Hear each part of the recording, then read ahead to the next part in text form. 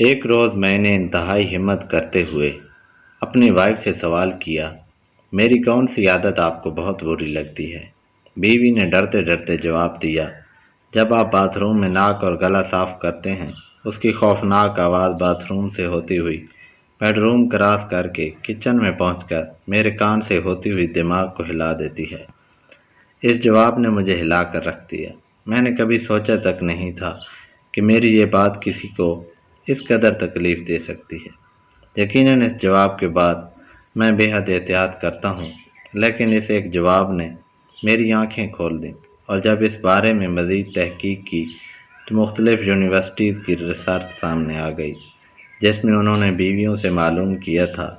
کہ انہیں اپنے شوہروں کی کون کون سی عادات بے حد بری لگتی ہیں،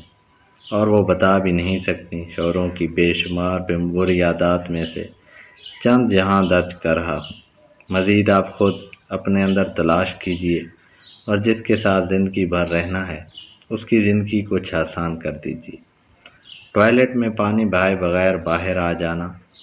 شیو کے بعد بیسن پر بال چھوڑ کر آنا، پرانے کپڑے فرش پر چھوڑ دینا، باتھ روم میں سگریٹ پینا، پان گٹکا کھانا، ناک میں انگلی ڈال کر صاف کرنا، برش کیے بغیر سونا، منہ کی بدبو کا علاج نہ کرنا، انڈر آرم اور لیگز کی صفائی نہ رکھنا، گھر کے اندر تھوکنا،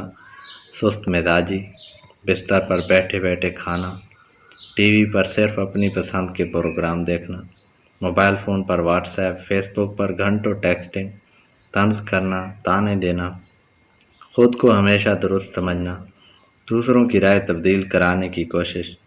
مشورہ کیے بغیر بڑے بڑے فیصلے کر لینا، اپنے پلان شیئر نہ کرنا، معمولی بات پر غصہ کرنا، کھانے میں نقص نکالنا، صرف اپنی پسند کے کھانے بنوانا، ہر وقت شکوے شکایات کرنا لیکن کسی اچھے کام پر تعریف نہ کرنا، دوستوں کے ساتھ گھنٹوں باتیں، گھر میں خاموش رہنا، بچوں سے وعدے کر کے بھول جانا، بچوں کے اسکول پیرنٹس میٹنگ میں نہ جانا، سسرال والوں کے لیے برے الفاظ بولنا، سسرال جا کر یا ان کے آنے پر موڈ آف کرنا، وغیرہ وغیرہ وغیرہ۔ آخری بات عرض کرنا چاہتا ہوں، یہ تحریر آپ کے لیے نہیں ہے، دراصل میں خود سے مخاطب ہوں۔ میں جانتا ہوں میری بہت سی بری عادات سے میرے ساتھ رہنے والے سخت بیزار ہیں، لیکن خوف کے مارے مجھے کچھ کہہ بھی نہیں سکتے،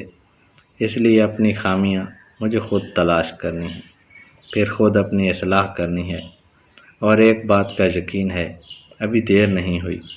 میں آج ابھی زندگی بھر سیکھ سکتا ہوں، سیکھ کر اپنی اصلاح کر سکتا ہوں، اور زندگی بھر اپنے ساتھ رہنے والوں کی زندگی میں کچھ آسانی لا سکتا ہوں۔